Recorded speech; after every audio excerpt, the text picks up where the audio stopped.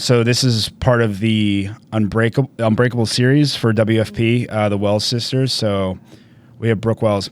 I want you to talk us through, like what part are you like really proud of, or a part of the video, like whether it's like a certain like edit part that you really like or something like that we can really focus in on, like a sequence of things. And then just like to talk everyone through it at home here. So, or listening. Or in the car. I don't know why I said at home. What? I felt like I went real TV show there for a second. That was really weird. You are the main editor on this project, so you were editing this Well, footage. on this specific episode, yes. There's been other editors for the Unbreakable series. Okay. But this is one that this has like your name on it. Yeah. Okay. I mean, I did the edit, so yeah. So this footage was given to you, and then you're taking someone else's footage and creating a story around it, or like what's the arrangement for this? Yeah, so it was shot by Heber Cannon and Carlos Bone. Basically, it was kind of shot as a day in the life of Brooke and Sydney. Heber went with Sydney to her gym. They train at different gyms. And then Carlos went with Brooke to hers. It was basically just shot as a day in the life, and then an interview Okay. at the end. And then you're stitching everything together, or are you given certain guidelines or anything like that you had to kind of play with? No, I mean, I'm kind of just stitching everything together. Okay. I've been working with Heber for years now, so I'm not really given guidelines. Yeah, because you've already like established that like early on, like how he likes to work or like what he likes to see, and then you're just you're basing all of that process of like learning how to work with someone. Like, what would you tell someone that's like an editor that's like just starting to work with a videographer? Like, is there certain questions they should ask? Like, how do you kind of fast track that type of arrangement?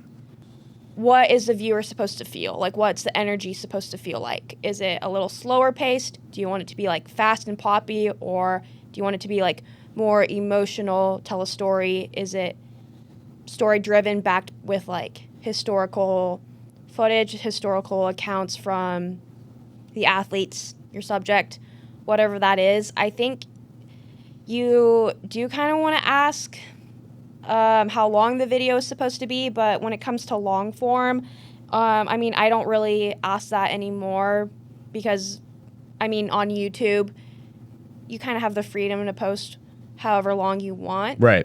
But, I mean, with that being said, the shorter the better. Like, you much rather have like a tight 20 minutes as opposed to elongated just to hit like 30 minutes or something like that. Yeah. Yeah. I mean, times aren't really like, it's not really a mandatory thing. Yeah. I just say the shorter the better because we want people to be engaged the whole time. Right. We want people to watch the whole video.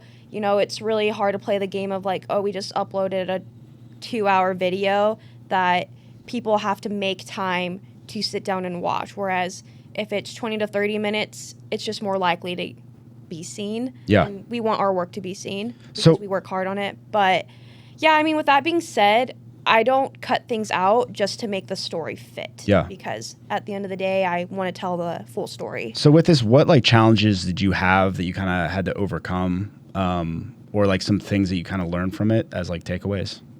You know, you want to use the best footage. You want to use like the most cinematic, prettiest footage.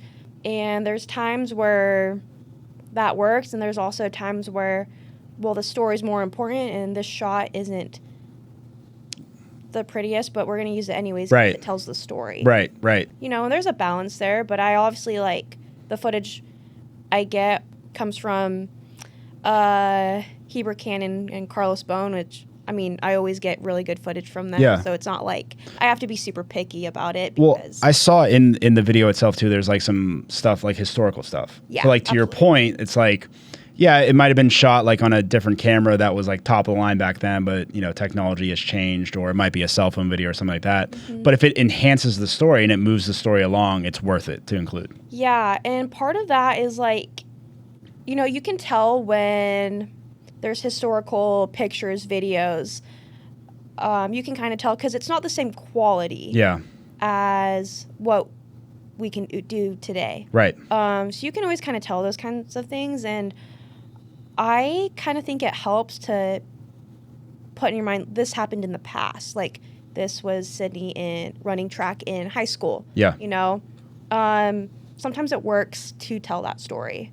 And this is with any project. When there's historical footage, pictures being used, you don't always get the highest quality stuff. And I've also learned, like, that's okay. Yeah. So.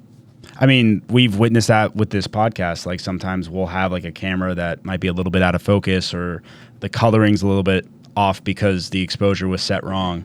And it's just like, yeah, all those stuff definitely matter. And we definitely want to have like a good focus on all that. But if worst case scenario, we have an amazing conversation, like, we're still going to put that out because we want really good content that's going to help people. So to your point, moving along the story, all that kind of stuff, even if it's, you know, not ideal. That being said, I think we both strive to really make like amazing stuff. So like, we really do want to focus in on those points. And what you mentioned earlier, like the idea of like the cinematic shots whenever you possibly can. Yeah, absolutely.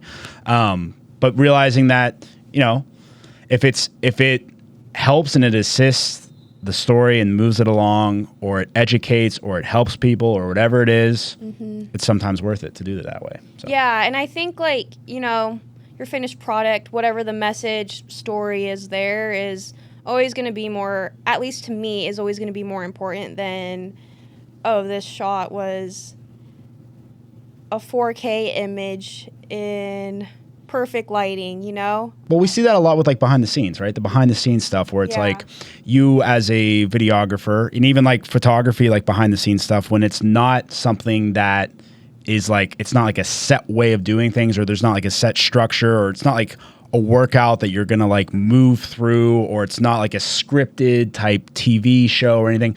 It's literally your fly on the wall, and you're like, you just got to adapt to whatever's happening. And there's certain times where someone might start a sentence and you're filming somebody or something completely different, and then you like pan over them real quick. It's like, you got to understand that, like, yeah, you know, if you have other stuff to show over the top of that, absolutely. But if you are clear with the intention of the video and what it actually is, like a behind the scenes or like something that's a little bit more raw, then I think you're good, you know? Yeah.